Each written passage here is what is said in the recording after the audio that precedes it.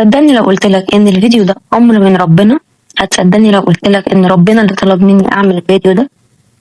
هحكي لك، هحكي اللي حصل والحكم من اللي بيسمع. في يوم 18 يوليو الموافق الجمعة اللي هو من كام يوم يعني، كنت حد الصبح بالنهار وجه بالليل وربنا استجاب لدعوة ليا. كانت استجابة واضحة ومباشرة مفيش فيها قصور، استجابة واضحة وضوح الشمس. قعدت أشكر ربنا وأعبر عن امتناني وحبي وكذا وكذا. فجأة يجي على بالي الكلام اللي أنا قلته الصبح في حق فلان. فحسيت بالذنب واتأسفت كده لربنا، اللي هو أنا آسفة يا ربنا، أنا عارفة إني بعمل كبيرة من الكبائر، واللي هو مكانش قصدي، واللي هي الغيبة. وقعدت واتكلمت مع نفسي وقلت إن حتى لو على حق ما ينفعش أقول كده، حتى لو اللي بقوله صح، حتى لو بناء على أدلة وإثباتات برضه ما ينفعش أقول كده ولا أعمل كده. ودمت متأكدة إني مش هقدر أقول الكلام ده في وش فلان عشان هراعي مشاعره وأخاف إنه يزعل، ودمت مش هقدر أقول الكلام في وشه لأنه هيزعل أكيد، فما ينفعش أقول من وراه حتى وإن كان معايا حق وهو كده فعلا وأنا مش بكذب ولا بتبلى عليه. عاتبت نفسي وأخدت قرار ونية قدام ربنا إني مش هعمل كده تاني وهمسك لساني. بقى جالي الرد، لقيت في دماغي بيتقال مادام ناوية فعلا تعملي كده وتتغيري في دي كمان وتكسري العادة السيئة دي، اعملي فيديو واعترفي فيه بذنبك وعيبك والزمي نفسك بالفيديو ده انك ما تعمليش كده تاني. ضحكت. الكلام والافكار اللي بتجيلي في دماغي ومش بقولها فورا وبقعد افكر فيها ببقى عارفة انها رسالة وانها مش حاجة جاية من نفسي ولا من عقلي. فقعدت ساكتة وما اتكلمتش بالفكرة. وبعدين لما لقيت نفسي بهرب وبتهرب وهتهرب وحسيت بده وحسيت ان في زي تنبيه لده، واللي هو خدي هنا رايحة فين انت بتتهربي. فضحكت تاني وقلت حاضر واتكلمت بالفكرة وقلتها وقلبتها في دماغي اللي هو خلاص ماشي هعملها. بس وقعدت ابدأ اقول اللي عندي والحاجات اللي مردداني او كنت بحاول اهرب بسببها، واللي هو اولا ان دي حاجة مش سهلة عليا اني اعملها ولا اقولها ولا ابسط خصوصا قدام حد يعني. في نفس الوقت ده ممكن يندرج كمان تحت الجهر بالمعاصي، هو ابقى بهجر بمعصية ولا حاجة غلط بعملها. العيب ده مش زي العيوب اللي فاتت، العيوب اللي فاتت يمكن كانت جاية من كرامة، كانت جاية من ضغوطات، جاية من حاجات ممكن ان انا اعترف بيها ويبقى سهل بالنسبة لي اقولها. لكن ده جاي من غباء مني، عدم تحكم في لساني، اندفاعي، انه انا ما بفكرش. لما حد بيضايقني بتكلم، لما حد بيعمل حاجة ما بسكتش، عندي ببقى عايزة اقوله قدام الشخص ورا الشخص، ببقى عايزة اقوله، وده غلط وده عيب كبير جدا. ومدركة قوي فعلا الإنسان اللي لسانه هو اللي ممكن يوديه النار، إنه بس لسانه، يعني هو لسانه كفاية إن هو يعمل فيه كده. فأنا مش عايزة أكون الإنسان ده، مش عايزة أكون الإنسان اللي لسانه هو يمكن يكون السبب والعياذ بالله إن هو يهلكه. عايزة أمسك لساني، دي حاجة مش سهلة بصراحة على الأقل بالنسبة لي. ثم قعدت أقول الكلام ده يعني، وقعدت أقول إنه برضه ممكن كمان الأمر ده يندرج تحت الجهر بالمعصية، اللي هو أكون بهجر بمعصية ولا حاجة غلط أنا بعملها. يعني دي كانت كل الحاجات اللي مخلاني أتهرب من الفكرة وأبقى مش عايزة أعمل الفيديو الأول. إن ممكن فعلا وبجد مش مبرر أو حاجة بتهرب منها لأ، لكن إنه فعلا والله ممكن يكون ده جهر بالمعاصي ودي حاجة ما تصحش وما تنفعش إن أنا أعملها. أنا قلت خلاص أنا هسأل أخونا شات جي بي تي وأشوف وأخليه يجيب لي كده دليل شرعي ولا حاجة. أنا هحكي له القصة يعني هو يجيب لي إيه دليل شرعي كده ولا حاجة. وقلت أهو أي حاجة إيه يبعتها ممكن عيني تقع على آية ولا حديث ولا حاجة يجيبها وأعرف منها الإجابة. وفي نفس الثانية وبعد ما قلت خلاص وبكرة أسأل وبتاع، افتكرت إن جنبي المصحف. ومعلومة جانبية كده، أنا عاملة هايلايت على آيات معينة وبعد الصلاة أو أوقات حاجة زي الموقف ده كده بسمي الله وبقول بسم الله من الله وافتح عشوائي كده على أي صفحة وأشوف الآية اللي متعلم عليها بتقول إيه وباخد ردي من هنا. وده سر من أسراري، سر جدا اللي ما كنتش فاكرة إني هقوله لحد، لكن يلا لعل حد يقلدني فيها ويستفيد وياخد ثواب. المهم نرجع للموضوع. أنا جبت المصحف من جنبي وقمت فاتحة لقيت الآية دي. قبلها أنا كنت بقول أنا هشوف ربنا سبحانه وتعالى يريد مني إن أنا أعمل الأمر ده ولا أنا معايا حق في اللي أنا بفكر فيه ودي حاجة فعلا ما تنفعش وما تصحش إن نعملها. أنا قلت يريد والله ما بيني وما بين نفسي، أنا فتحت لقيت الآية دي يريد الله ليحق الحق بكلمته ويريد الله أن يحق الحق بكلماته ويقطع دابر الكافرين ليحق الحق ويبطل الباطل ولو كره المجرمون. صعق هنا فعلا صعق، أخدت الرد في التو والحال يريد الله يريد الله خلاص. أنا كنت بسأل هل فعلا ربنا يريد إن أنا أعمل كده ولا والله أنا قلت بنفس اللفظ يريد، كلمة الإرادة موجودة. أنا فتحت لقيت الآية في وشي يريد ويحق الحق بكلمته سبحانه كلمة الكلام. أخدت الإجابة ومن هنا قررت إن أعمل الفيديو توكل على الله.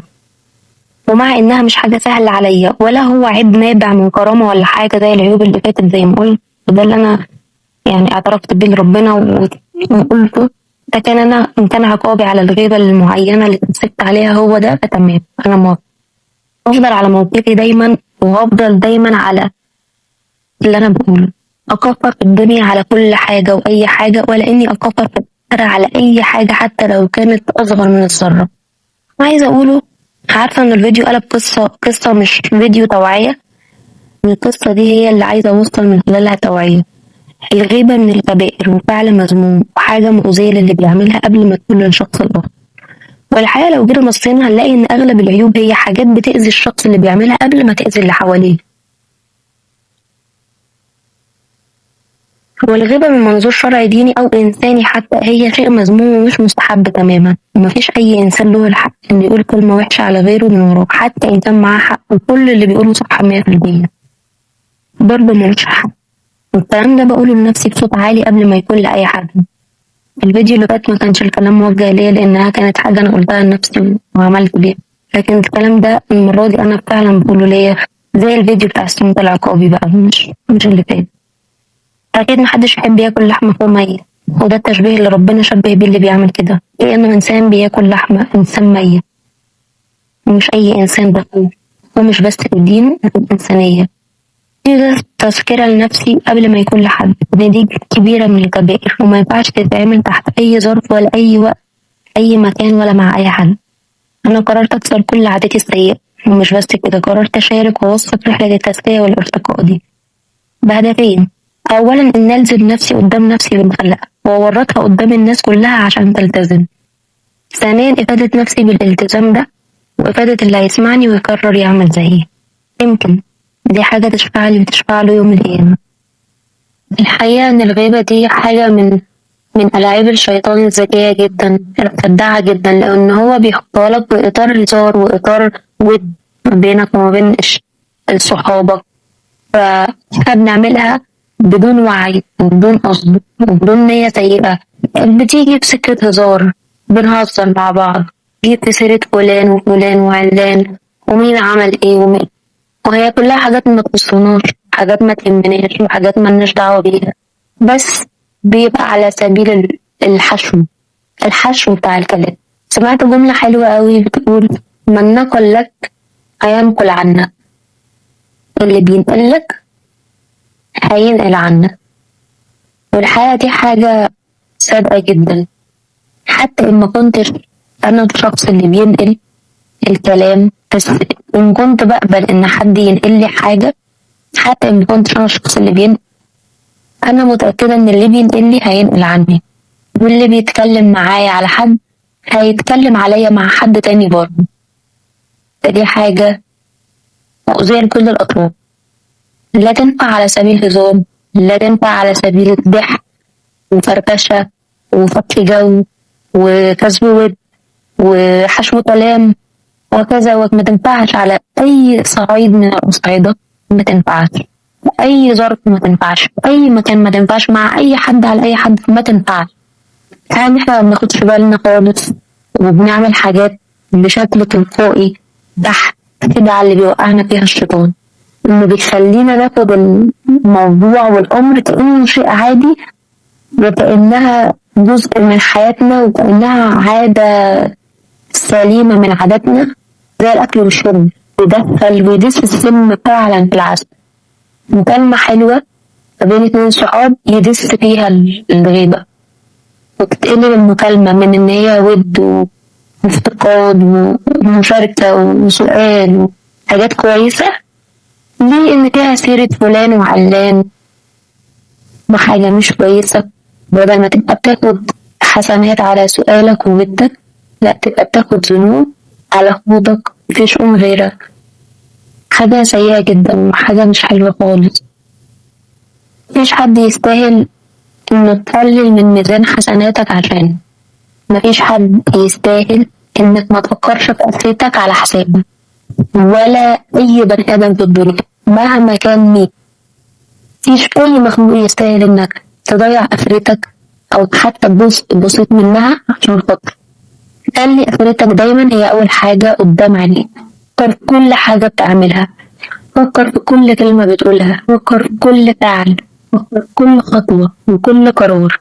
وإن كان أثر على آخرتك تراجع عنه، إن كان هينفعك آخرتك اقبل عليه. والأهم والمهم إن احنا نبعد عن الكبائر. الكبائر مهلكة مهلكة مهلكة مهلكة، والغيبة من الكبائر مش حاجة تتقبل، ومش حاجة الشيطان يضحك علينا ويفهمنا إنها حاجة عادية وعادة من عاداتنا اللي احنا واخدين عليها، ولازم نفضل مكملين على هذا الوضع وهذا الأساس لحد ما نلقى وجه كريم. رايحين بعادة وحشة جدا، ولما نتسأل عنها ايه ده، أنا ما كنتش واخدة بالي، أنا ما كانش قصدي، أنا كنت بهزر، أنا كنت بضحك. ده مش هيبقى فيه الكلام ده. مفيش حاجة اسمها أنا بهزر، مفيش حاجة اسمها بنتريق، مفيش الكلام ده مش موجود. بل الإنسان على نفسه بصيرة ولو ألقى معاذيره. مفيش أعذار هتقدر تقولها تغنيك عن إن أنت بصير بنفسك وحاسس وعارف أنت بتعمل إيه، مهما أنكرت ده ومهما حاولت تتملص وتقول إن أنت مش فاهم وإن أنت مش عارف وإن وإن وإن وإن. والله الكلام ده لنفسي قبل ما يكون لأي حد. أنا شخص ساخر جدا، بحب يهزر كتير على أي حد على أي حاجة، كلامي كله هزار وضحك. في غلطات كتيرة جدا في الأسلوب وفي الطريقة وفي كل حاجة. الأسلوب الساخر والهزار والضحك والحاجات دي كلها حاجات تبان كويسة وحلوة، لكن كلها مغلفة بحاجات غلط. هو حاسس إن في حاجة غلط، بس الشيطان بيلهيه. الشيطان بيقوله لا مفيش حاجة غلط، لا لا كمل انت كويس وانت تمام، انت مش قصدك انت بتهزر. فيقعد يبرر له ويقعد يحاول يهدد الأمور في دماغه. كل ما الشعلة تكلت إنه لا إيه ده في حاجة غلط، أنا بعمل حاجة غلط، الشيطان يلهيه ياخده في سكة تانية خالص. لا لا أنت بتهزر مش حاجة، لا لا أنت كويس، لا لا أنت زي الفل. والحقيقة إن هو بيضحك علينا وبينيمنا لنا كلنا عشان نروح في الآخرة نلاقي الجبل من السيئات ما نعرفش إيه مصدره. نيجي نسأل فلان وفلان وفلان وفلان اللي أنت جبت سيرته ساعة كذا يوم كذا كذا وده كذا وكذا وكذا وكذا. وبالمناسبة في الآخرة مفيش اعتذار، لا يأذن لهم فيعتذرون. يعني حتى اللي هيبقى عايز يعتذر مش هيبقى في إذن إن هو يعتذر. مفيش حاجة اسمها أنا آسف في الآخرة، أنا بعتذر في الآخرة، مفيش حاجة اسمها اعتذار في الآخرة. أنا عملت كده عشان كنت على حق واللي كنت بقوله كان حقيقي صح 100%، لكن برضه ما يصحش وما ينفعش، ودي حاجة ما تدينيش الحق ولا تدي لأي حد الحق. أنا ساعات كتير بتيجي معايا بهزار وطريقة وسخرية على مواقف سواء كانت في الماضي أو الحاضر. ساعات بتيجي معايا على الذاكرة التخزينية، يعني حد أنا عارفة عنه كذا كذا وعارفة تاريخه وماضيه وطريقته، فبالتالي عندي ذاكرة تخزينية حول الشخص ده، فبفضل أتكلم عليه من منظور المعرفة بتاعتي مش من حقيقته وتصرفاته الحالية. حتى وإن كانت تصرفاته الحالية هي نفس التصرفات والأفعال وكل حاجة، ده برضه ما يدينيش الحق إني أتكلم عليه بأي طريقة مهما كانت. دي حاجة غلط جدا ومعترفة وأنا متأسفة، وأتمنى إن أي حد قلت عليه أي حاجة بقصد أو بدون قصد يسامحني ويقبل آسف. اللهم اغفر لي ولمن افتك وتجاوز عنه وعني بدعاء الغيبة، ونسأل الله العفو والعافية في الدنيا والآخرة من هذه الذليل. حتة ختامية كده بقى زي كل مرة، أنا منى الجواد وقررت ما اكتبش أي حد تاني واكسر العادة السيئة دي وأفضل أعترف بعيوبي وذنوبي لحد ما أذكر نفسي وأتخلص منهم كلهم واحدة واحدة. وأتمنى ألاقي ناس كتير تشاركني الرحلة دي، تعمل زيي وتلتزم معايا ونبقى كلنا ناس أحسن ونسخة أفضل من نفسنا. وربنا يدخلنا الجنة إن شاء الله ما دمنا بنسعى وبنجاهد وبنحاول.